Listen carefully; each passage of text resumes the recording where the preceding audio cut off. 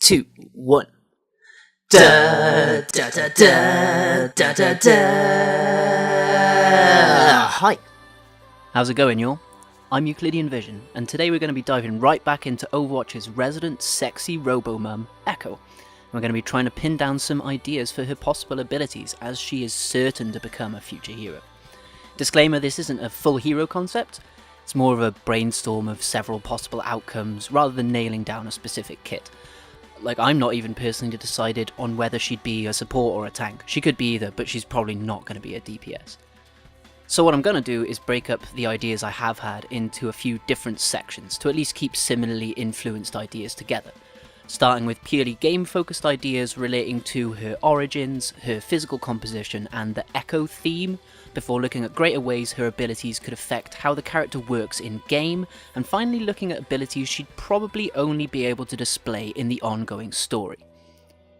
So starting off with the biggest chunk, the solely in-game abilities. We're going to start first off by looking at the origin of Echo herself, where she came about in the design process for the game.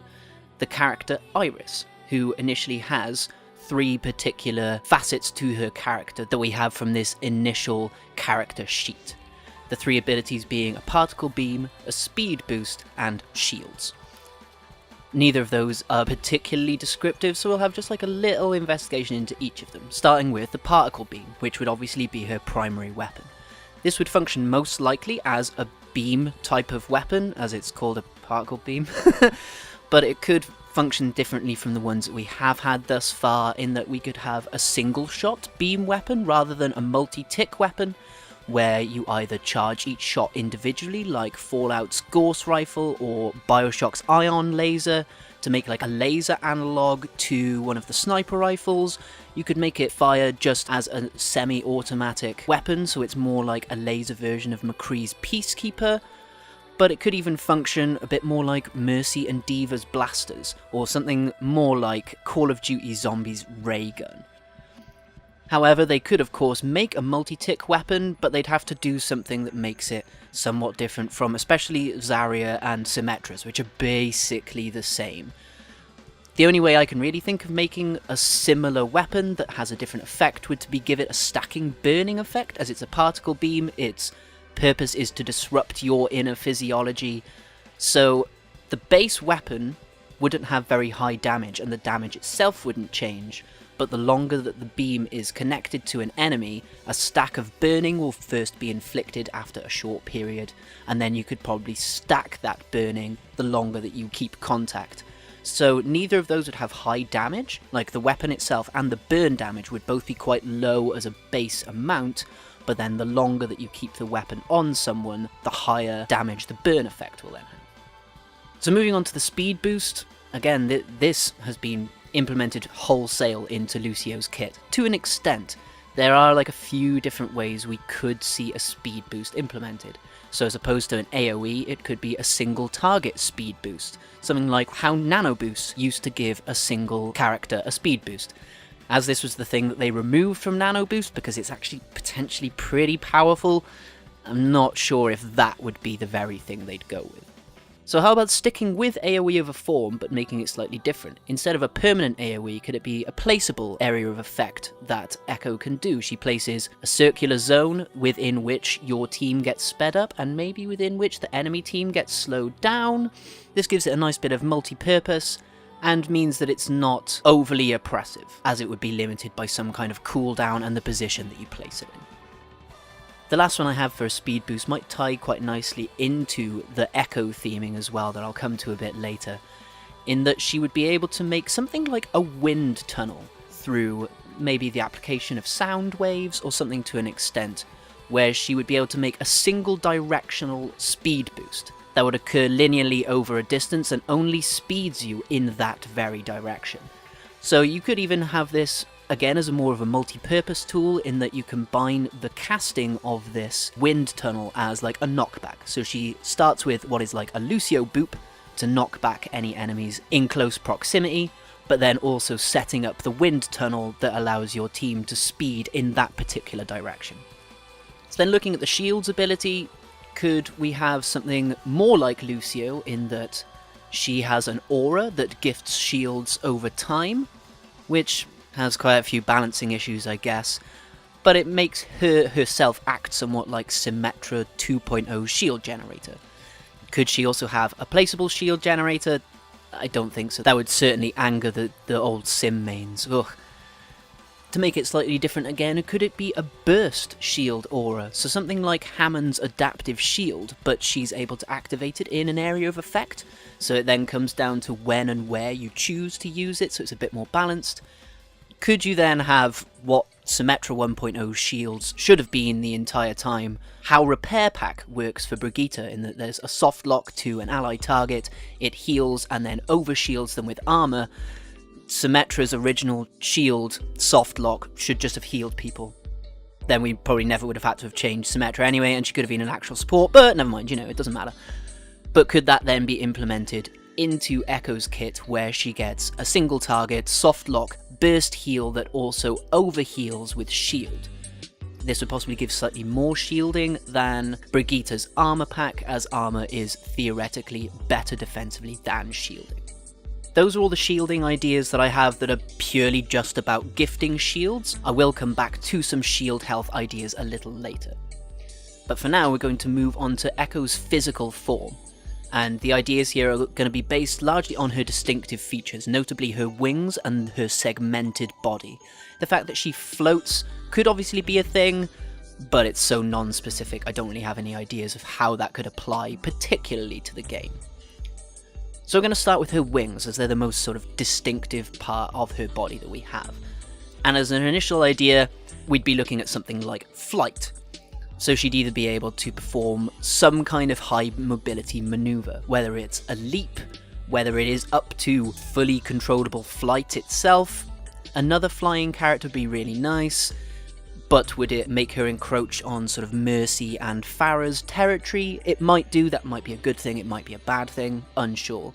Could you again give her some form of knockback, as I mentioned, with her wind tunnel ability, in that she has a vertical jump with her wings, but that also creates a knockback in front of her as she does it, giving her like an escape tool for when she gets into danger.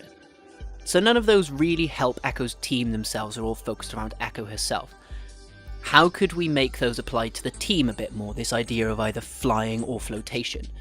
If she's able to manipulate sound or some kind of fundamental force, as I mentioned with the wind tunnel, could she also then create a jump pad, where she sets down a circular area that allies, once they get into, if they jump, or if they press the interact key, it will act like a jump pad, to give particularly high mobility, especially to characters that don't have vertical or any mobility themselves.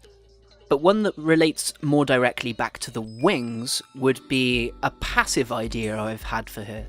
Anyone who's played Mercy knows how Guardian Angel works. What if Echo could act as a focal point for a sort of reverse Guardian Angel, where as opposed to Echo flying herself to an ally, any ally that has line of sight to Echo can press the interact key to have Echo's wings fly away from her body, attach to the ally, pick them up and fly them to Echo, just like Guardian Angel. This again would give huge mobility to characters that don't have any, but it would be limited to Echo's personal positioning. And I'd argue that it should also have some kind of internalized cooldown on Echo, that only one ally can use it at a time for a short period of time. So that's the predominant mobility ideas I have. Now we'll go on to some slightly more tanking, healing kind of ideas, where we'll start with a wing shield. The idea here being that one of Echo's wings again would detach from her body and would float around a teammate for a short period of time, either blocking damage, healing the ally, or, which I think is probably the best of both worlds here, turning any incoming damage into healing, so it would act like a support version of Zarya's projected barrier. Now for a more personal iteration of the same thing, a personal wing barrier. Both of Echo's wings would fold in front of her and act as either a physical barrier, or doing so would make them exude a hard light barrier. This would prevent her from using most other abilities, like with Reinhardt, but in this situation it would likely be much more mobile than Rein's personal barrier, as she can float. But again, if this was the case, we could make this barrier like an alternate form or a particularly channeled ability, so once it's activated she can't put the barrier down, so as to prevent her having the consistency of Reinhardt or Orisa, but to have an advantage over them in the mobility that the barrier would have itself. Sticking with the wings, but now moving on to more sort of weapon ideas. Any of you who've seen Evangelion will have heard of the progressive knife. For those of you who haven't, the idea is it's a giant knife that vibrates to increase temperature and cutting power, and to apply this to Echo, each of Echo's wings could be independently vibrated at super high frequencies in order to allow them to cut through objects that they normally wouldn't be able to. Looking at them, they're not cutting wings, are they? But if you were able to vibrate them at super high frequencies, yeah, they could probably cut through way more than you'd expect. In this iteration, this would possibly be like a melee primary weapon, which would force Echo to have to get close to use most of her techniques.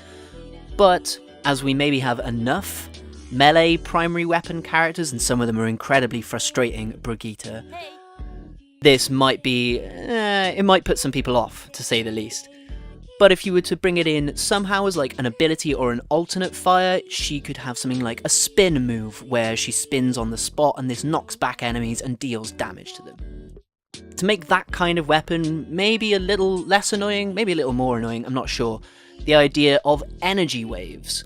Echo sweeps each wing in front of her individually, each one emitting a horizontal arcing wave of energy that travels a short distance.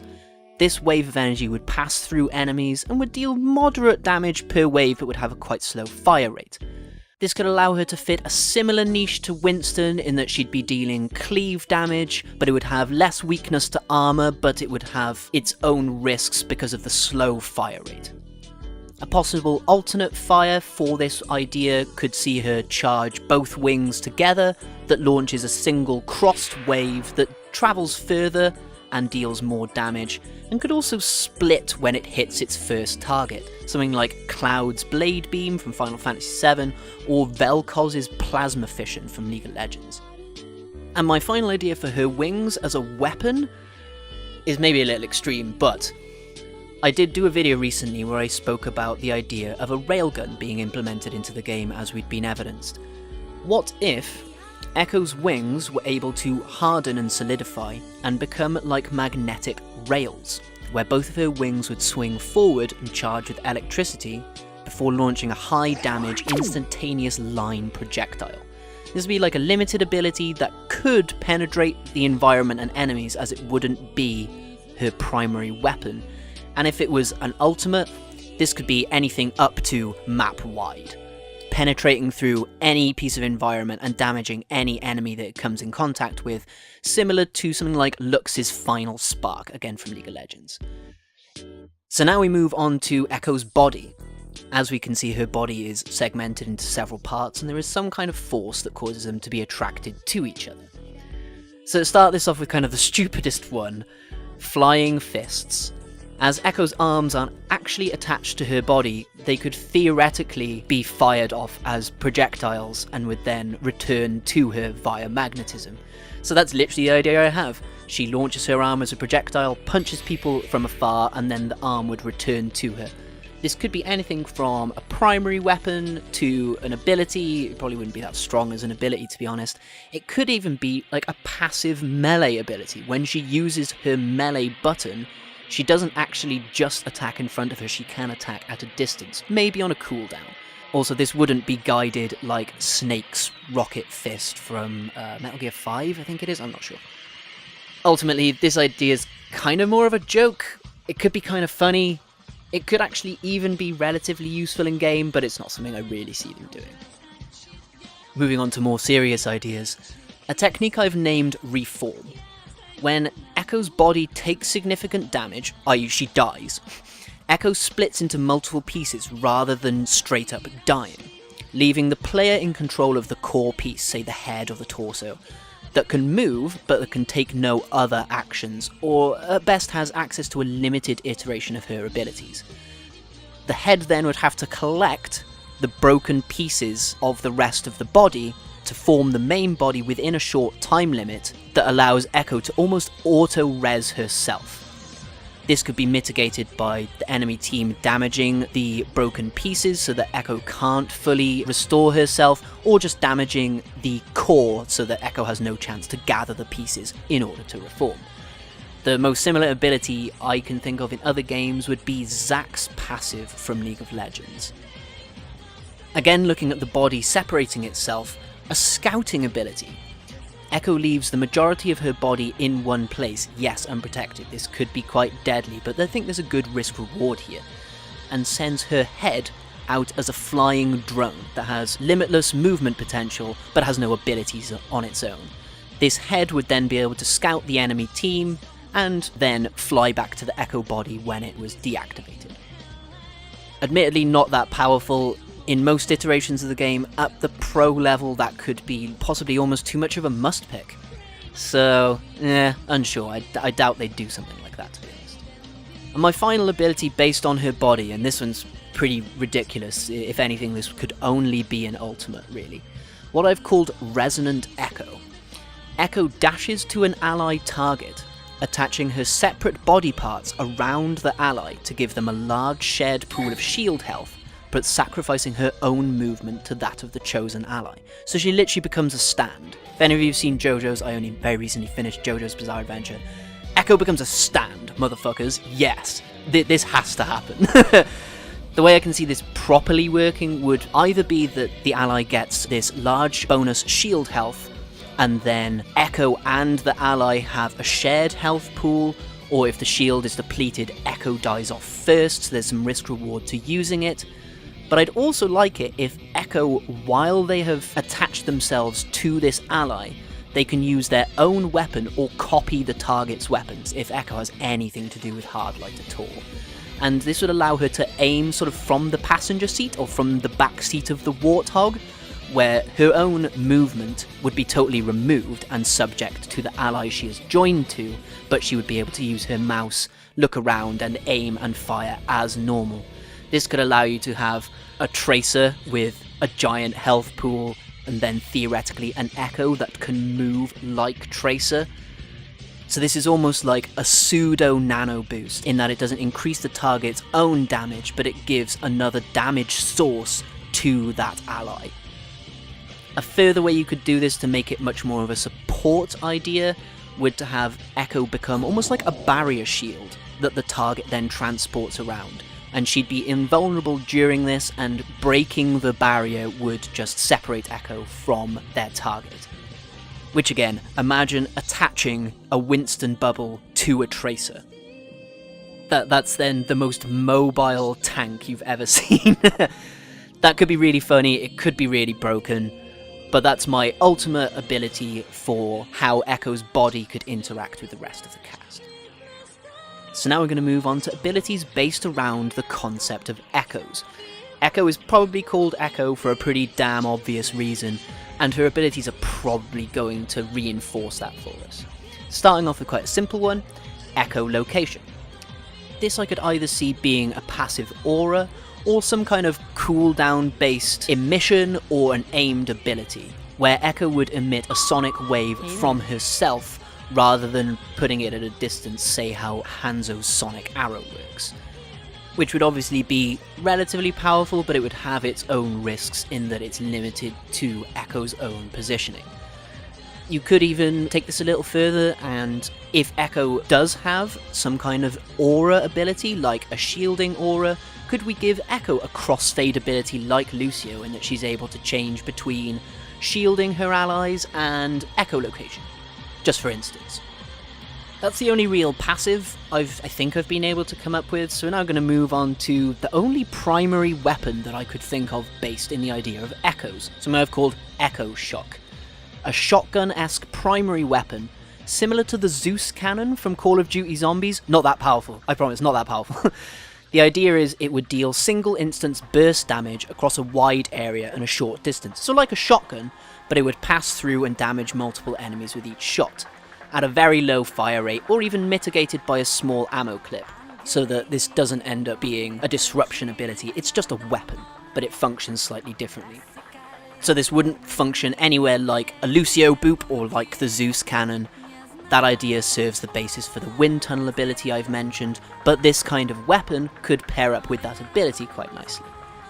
If there were to be any forced movement to this primary weapon, the most I'd want it to do would be able to cancel the target's current movement influence, stopping them in place very briefly, which prevents the weapon from being too oppressive but also allows Echo to continually dish out damage, as her enemies would be kept close to her. Oh boy, this one could upset or please a lot of people. An ability I've called Reverb, that either would act as a passive aura, which I kind of doubt this would be a bit too powerful as a passive, but the idea is that it would cause crowd control effects that affect allies to also affect enemy users, or to have Echo take the crowd control herself rather than the ally. For example, a McCree that flashbangs your ally nearby Echo would also be stunned by his own flashbang. It won't negate the effect, your ally would still be stunned, but the enemy would also be stunned as well. This creates a really interesting dynamic when Echo is present for crowd control heavy characters to try and avoid anyone nearby Echo, or, as this would probably be a little better, to have this ability be targeted by Echo, like a soft lock buff that she places on an ally for the next few seconds. Any crowd control that affects that ally is either taken by Echo herself, so a McCree stuns your fellow Tracer, the Tracer doesn't get stunned, but Echo takes the stun herself, or both the Tracer and the enemy McCree get stunned at the same time. You could even have this tie in with something like shield health, in that when Echo takes a crowd control ability for an ally, if we were to use it that way around, then she would gain like an extra overheal of shield health or something like that, so that Echo herself gets rewarded for taking crowd control from an ally. Now for probably the most ridiculous one, copy or mimic or echo. The idea being to copy or echo an enemy or an ally's ability. The way I can see this working is that it would be a short channeled ability initially, like Sombra's Hack, but it can be used on enemies and on allies. The ability that you copy must then be used within its accompanying cooldown, and then the Echo ability would go back on cooldown itself after you've used that ability, probably relative to the ability that you stole. So if you steal an ability with a high cooldown, you then have more time to use the ability, but then you have a greater cooldown period having used it. And why do I keep saying that it would target enemies and allies? Because each character usually has two distinct abilities. Echo copying from an ally would usually steal the ally's defensive abilities, and copying from an enemy would steal their offensive abilities. So for a few quick examples, because I'm not doing a full list, take Roadhog. If you were to echo an enemy Roadhog, you would then be able to use a hook maneuver for the next few seconds. If you were to echo an ally Roadhog, you would steal Take a Breather. So then looking at someone like Hammond, if you were to echo an enemy Hammond, you'd either steal something like the Grapple, which will allow her to roll offensively at the enemy team, or something like the Pile Driver, that if she can get up to high altitudes, she can then use this ability to damage enemies. Echoing an ally Hammond would give you his Adaptive Shield ability. Echoing an enemy Ash would give you their Dynamite ability, as it's purely offensive, whereas echoing an ally Ash would give you their Coach Gun, which is a much more defensive ability.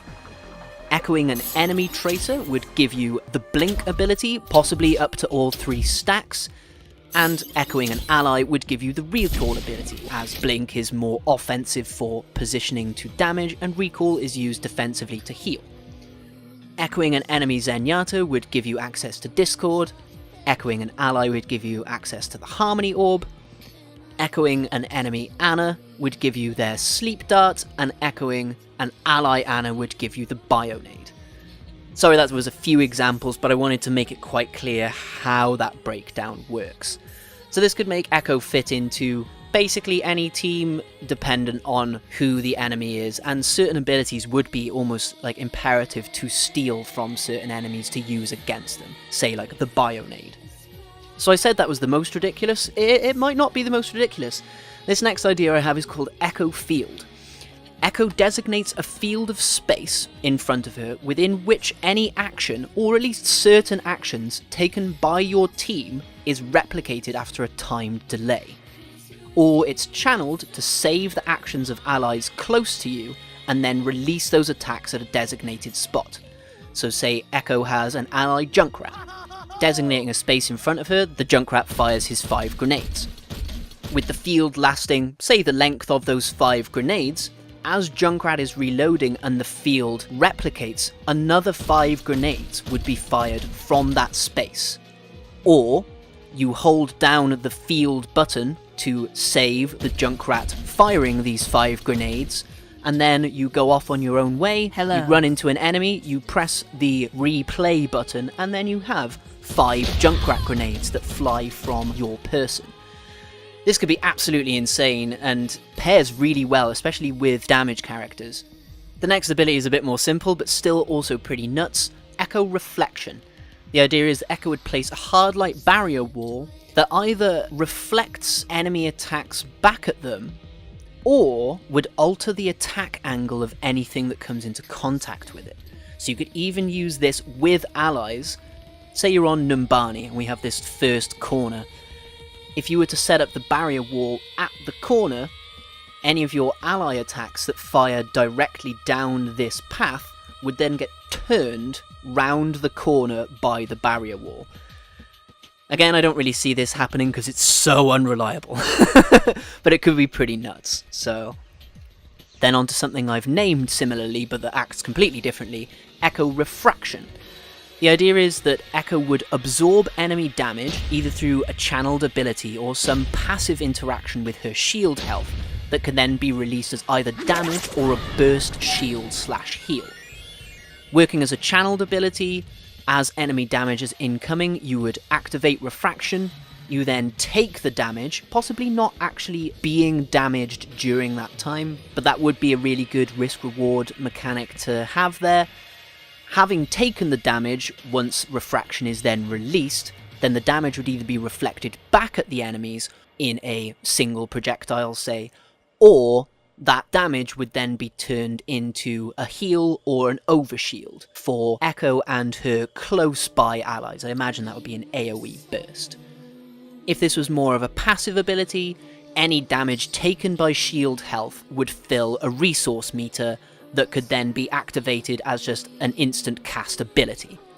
Or could even work as a passive when the shield health is broken, so that Echo and her allies end up with extra health, if you would. Say Echo has 400 health, 200 health, 200 shields.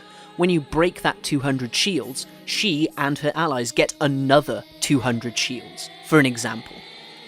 Now on to an ability I'd like to see in some form in the game at some point. Clones, or echoes. The idea is that Echo would produce a visual copy of herself or a teammate that moves in a set path. So if you send a tracer into the back line, suddenly clone a tracer, and then there's 2 tracers running around the back line, only one of which is actually causing damage, but it acts as like a pseudo-tanking ability, if you will. Now onto one that's similar, but probably won't ever get brought into the game, a disguise mechanic. Assume the form of an enemy. Basically like the TF2 spy. I am the spy. But this is super unlikely, as such an ability would probably be nowhere near as effective in Overwatch as it would be in TF2. The team sizes are often smaller, in competitive TF2 they're the same, but the maps are a lot smaller and the characters are much more distinctive. So if you were to suddenly have, there's 2 Reinhardts on my team, and I can speak to the Reinhardt on my team, I know who the fake is immediately. So it's probably not going to work that well. Ultimately, I haven't played TF2 to know the ins and outs of how effective spy can be, but from what I've seen, things I've heard, yeah, it probably just wouldn't work in Overwatch, at least anywhere near as well as it does in TF2. Now for my final ability that is very loosely based on echoes, and it's a bit more tied to something we actually see in the short. This ability I originally called Pinnacle, but I'm going to change it to being Echo the Soul. Towards the end of Reunion, Echo makes a comment to McCree about not knowing who he means by monkey, and she also earlier on has referred to McCree distinctly as cowboy.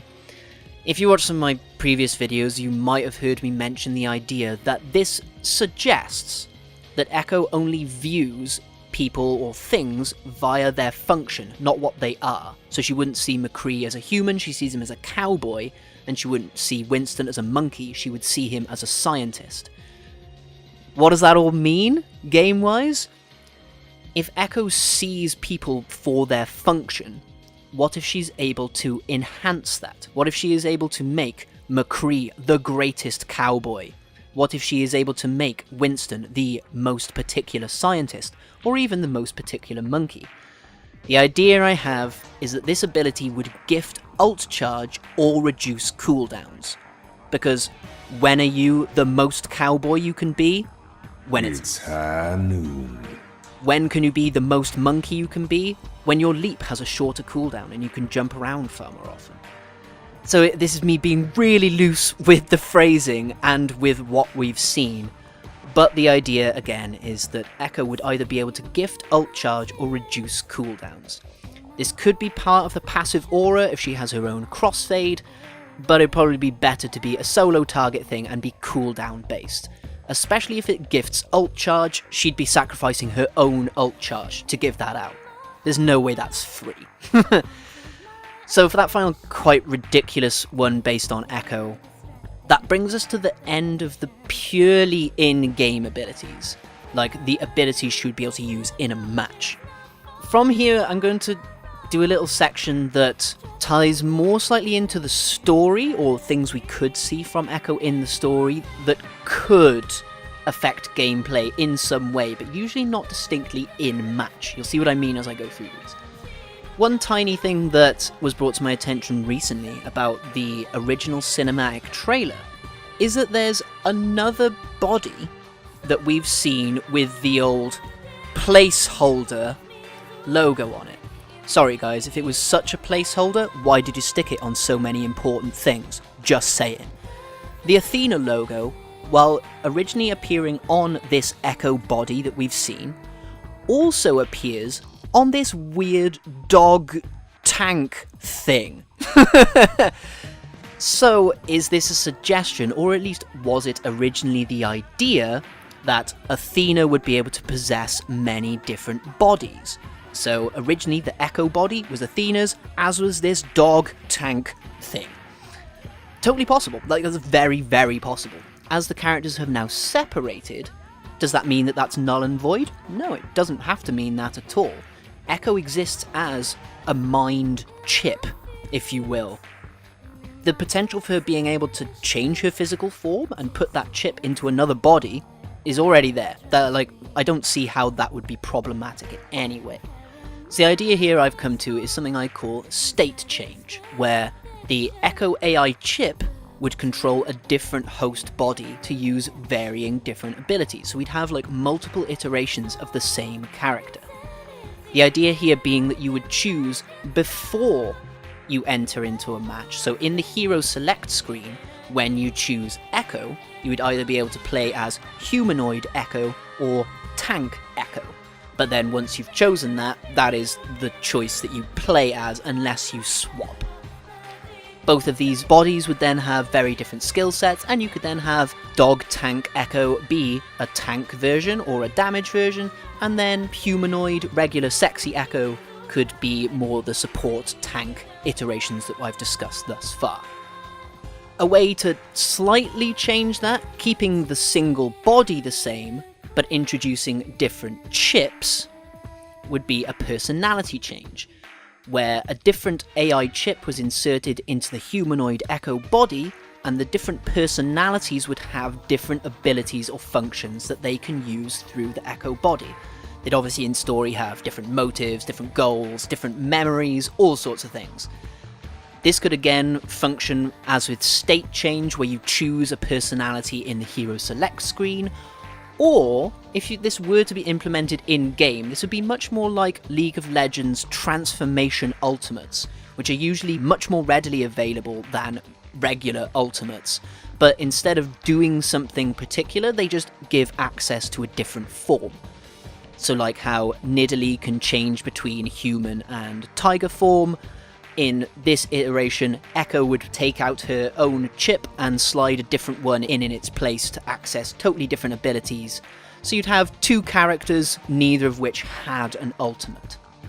And now to tie further back to just Echo's base form herself, as we've seen this at least different version in this dog tank thing, and we know that Echo's body has plenty of segmented different parts, would she be able to change her physical form to fulfill different roles or activate different abilities? Something like the Star Wars droid starfighter from the prequels, where it's able to function as a ship, but it's also able to act as a walking tank.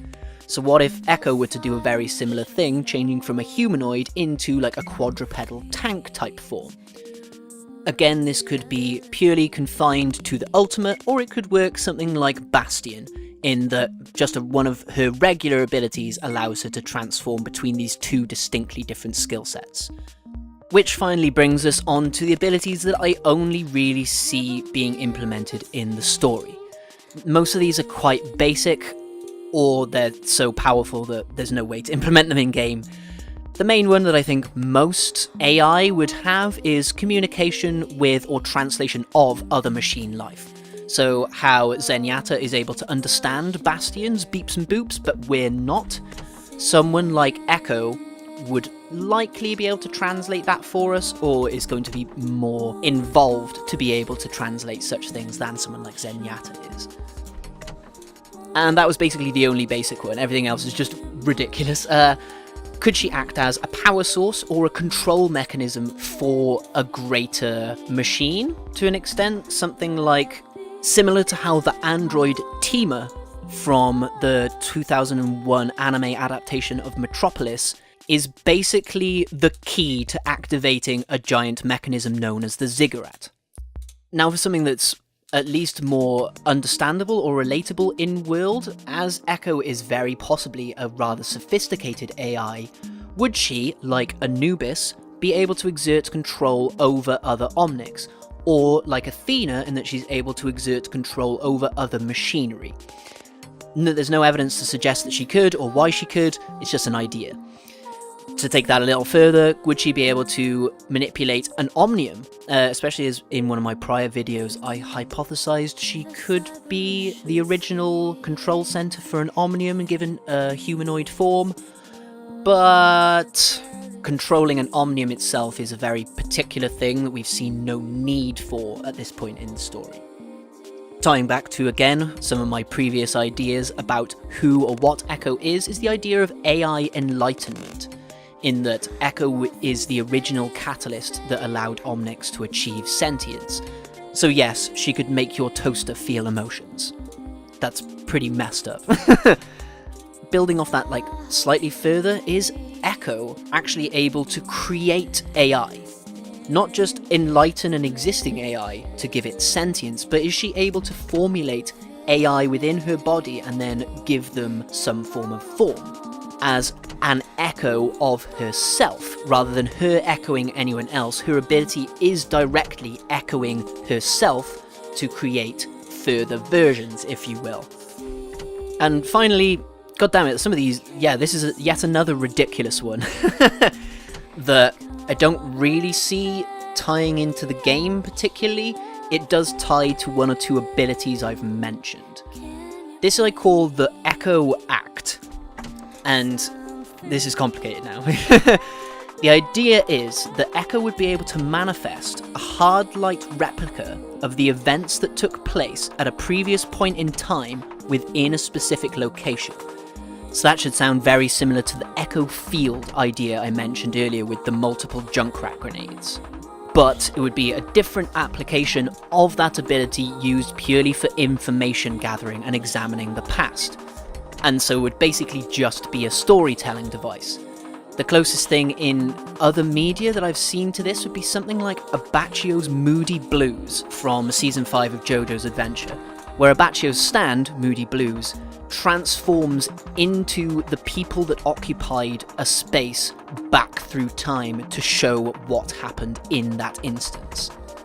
And when we get to that point, things start breaking down, including my own mind. I've been recording for about an hour now, and I think that's everything. I think that's every single ability I can come up with that relates back to Echo. We're going to have to wait a while to find out if I'm right at all, but hopefully she does get implemented into a strong hero and a driving force for the story going forward. But as anything I've mentioned has the potential to be the case, I'm not going to settle on any one exactly. All this was trying to do was lay out all the possibilities so that we could at least try and design a more rounded picture going forward. But that still leaves the question that we haven't exactly asked yet. That is, possibly the most important question. Not who she is, not what she is, not what can she do. What does Overwatch need her for? What function could she fulfill that is seen as genuinely important or necessary enough for Overwatch to exist and properly continue to act going forwards?